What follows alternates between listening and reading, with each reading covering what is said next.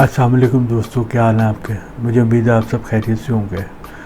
मेरी आज की जो वीडियो है, पहले तो आप मुझसे ये पूछेंगे मैं इतना अर्सा कह रहा था कहाँ रहा। एक्चुअली मेरी मसरूफियत बहुत ज़्यादा थी जिसकी वजह से मैं टाइम नहीं दे सका। और अब जो है मैं थोड़ा सा मैं फ्री हुआ तो मैंने सोचा कि मैं आपके साथ फिर जो मैंने काम शुरू किया था उसी वाले से मैं फिर आपके साथ वीडियो शेयर करता जाऊँ।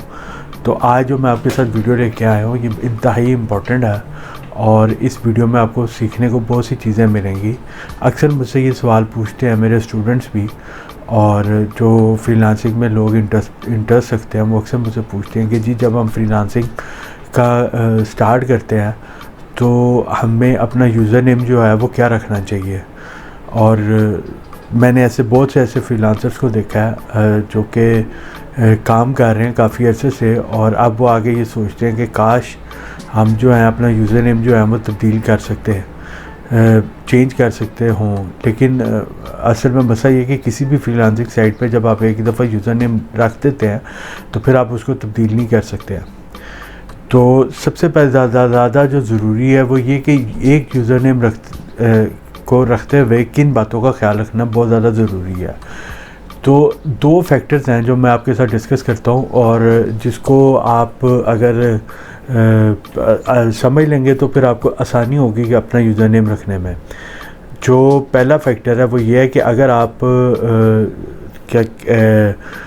किसी ब्रांड के लिए काम कर रहे हैं या किसी ब्रांड के लिए काम करना चाहते हैं, लेट्स सपोज कि मेरा कोई ब्रांड है, मेरी कोई मार्केटिंग एजेंसी है, या मैं कोई डिज़ाइनिंग एजेंसी के थ्रू काम करना चाहता हूँ और मैं अपनी एजेंसी के थ्रू नाम रखना चाहता हूँ, तो मैं जो हूँ वो अपनी डिज़ाइनिंग कंपनी जो है उसके नाम पे अपनी आईडी बना सकता हूँ। और उसके अंदर जो सबसे बड़ा जो प्रॉब्लम है वो ये है कि आप सिर्फ़ और सिर्फ एक निच के ऊपर काम कर सकते हैं। लेट्स सपोज कि अगर मैं डिज़ाइनिंग से रिलेटेड हूँ तो जो भी क्लाइंट आएगा वो फ्रीलांसिंग साइट के ऊपर आके देखेगा तो उसको ये इम्प्रेशन जाएगा कि ये बंदा जो है इस बंदे के डिज़ाइन से रिलेटेड स्किल्स है और ये डिज़ाइन से रिलेटेड काम कर सकता है।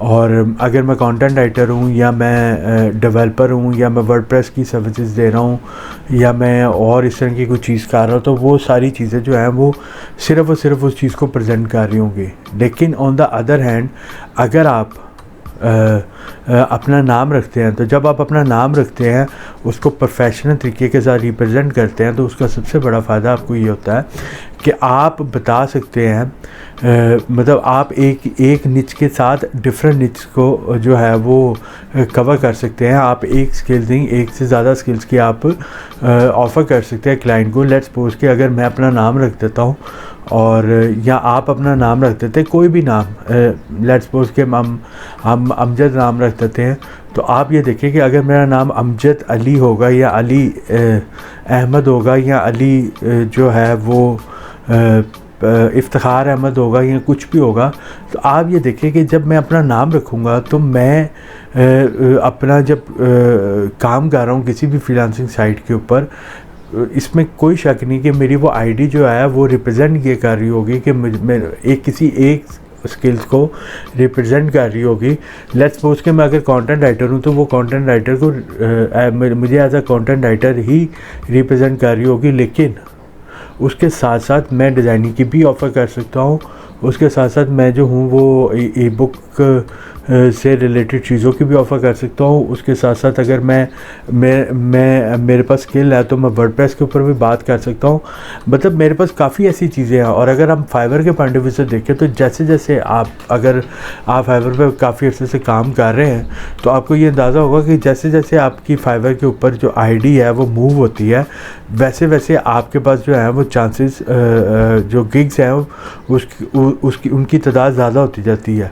तो जैसे जैसे आपको चांसेस ज़्यादा मिलते जाएंगे गिग्स के बनाने के और गिग्स पर काम करने के, और आप ज़्यादा लोगों तक अपने गिग्स को ज़्यादा अच्छे तरीके से रिप्रेजेंट कर सकते हैं अपनी सर्विसेज को, तो वैसे वैसे आपको ज़रूरत होगी कि आप उसके अंदर स्किल्स ऐड करते जाएं।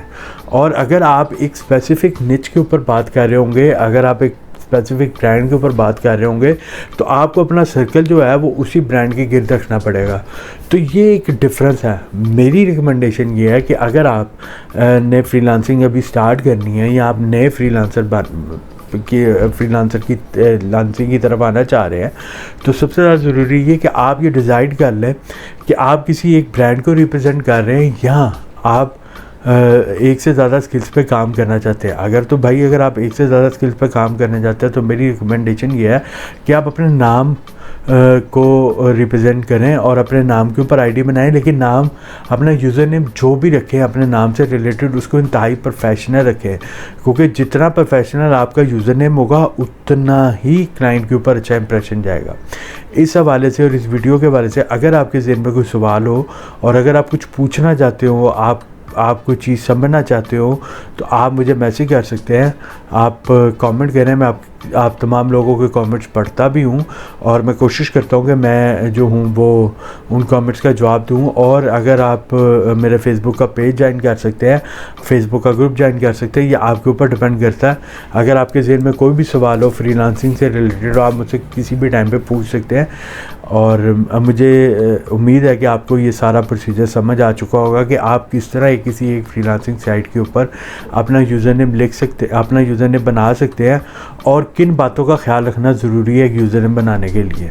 अपना ढेर सारा ख्याल रखिएगा और अगर आपने अभी तक मेरे चैनल को सब्सक्राइब नहीं किया तो काइंडली चैनल को सब्सक्राइब कर दें और मेरी वीडियो को लाइक करना मत भूलिएगा।